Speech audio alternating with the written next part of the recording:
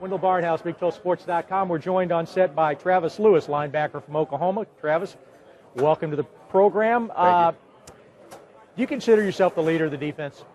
I do. One of the leaders. Yeah. We got a lot of guys on this defense from last year that came back and they can handle the job. So guys like Jeremy Bill, Jonathan Nelson, Quentin Carter, the list goes on that could really take control of this defense. So there's a lot of us. Now, I think I read somewhere that I think your defensive coordinator, Brent Venables, talked about how in the spring you were working on your weaknesses. Mm-hmm.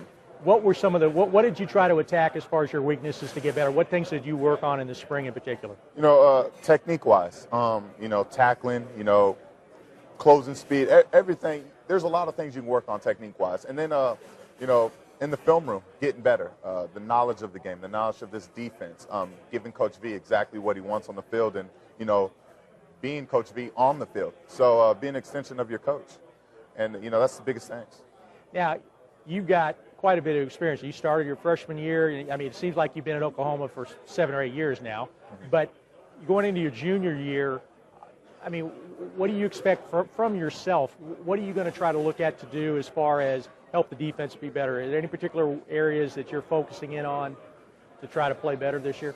I'm going to try to put players in the right places, and that starts with preparation. That starts with knowing what they have to do, and so if they forget something, I can be there and I can tell them, what they have to do, from the D-line to the secondary. I want to know every position on the field, so I can make everybody better. So you're going to be the quarterback of the defense? I want to be the quarterback of the defense. Now, there's a guy up front that's pretty good, Jeremy Beal. Yes. How good is he?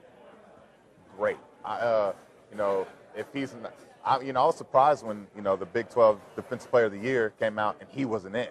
Did he get bothered him? Or is he got a little incentive now? No. Oh, okay. Jeremy always plays with a chip on his shoulder. Right. Okay. But he is a great player, and he has an engine that does not stop. I don't think it stops when he's sleeping.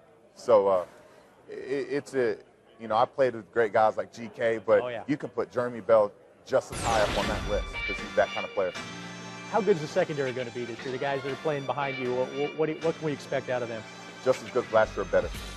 We got our 2 safety back, Jonathan Nelson and Quentin Carter.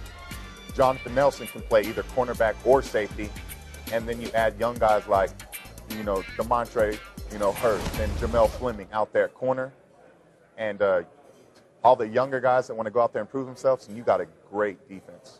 How much of a confidence boost was the team, the way you guys finished the season, knocking off Oklahoma State and pretty much shutting them down totally, and then playing a pretty good Stanford team and beating them in the bowl game? How much momentum do you guys have coming off of the end of last year into this year? Right. We took the good and the bad, and the good was we beat Oklahoma State, and, we didn't let them score once, beat them 28-0, and then we played a great Stanford offense and kind of held them in check. And from a defensive standpoint, we gained a lot of momentum. And as a team standpoint, we carried that momentum into, winter workouts, into summer workouts, into spring ball. And I think Coach Stoops can contest to it. We've had one of the best, off seasons since he's been here. Hopefully things are kind of, cyclical, because last year you guys had the worst luck probably of any team I've ever seen. I mean, injuries, into the absolute worst guys. The offensive line was banged up all year. The fact that you guys got 8 wins, that's not up to Oklahoma standards, but it very easily could have been 4 or 5 wins considering all the injuries you guys went through.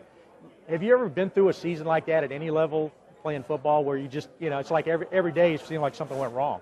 A good thing about last season was we lost all those players and we lost 4 of those games by, less than 7 points. Right. Yep. We were right there. And, that's great for our team this year because, we got a quarterback, a lot of experience. We got young players, a lot of that experience. And, we really took that experience and ran with it, and it showed during spring ball. And, and that leadership and that maturity showed during our workouts. So, it made us a better team altogether. We were talking with Barry Trammell, the Oklahoman, earlier about the upcoming season and the schedule you guys are playing. And, 2 really tough non-conference games. I mean, I know you got 4, but there's 2 that really stand out, the Florida State game and playing in Cincinnati.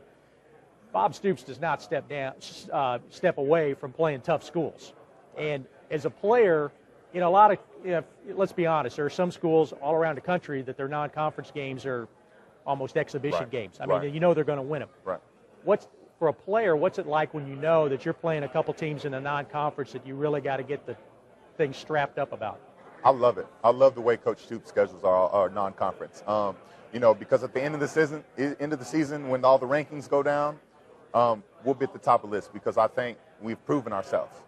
And to play great teams, you throw Air Force in there, which exactly. They played some great teams last year, and don't forget about Utah State. So all 4 games for us are huge games, and it's really going to make or break our season. But we think, when the dust settles, that overall we're going to be a better team for it, and it's going to prepare us for the Big 12. Travis Lewis, politically correct, making sure he mentions all 4 non-conference schools, not just the 2 I mentioned. You mentioned Air Force, and I think that's an interesting game because, first of all, a lot of people just are going to expect you guys to win it. Right. But second of all, the offense they play with the option attack, that's like facing a curveball when you're a batter and you're deep into the count. All of a sudden, you got to get ready, between playing Florida State and then Cincinnati. As a defense, how challenging is that when you play a team that's totally different than what you maybe are used to?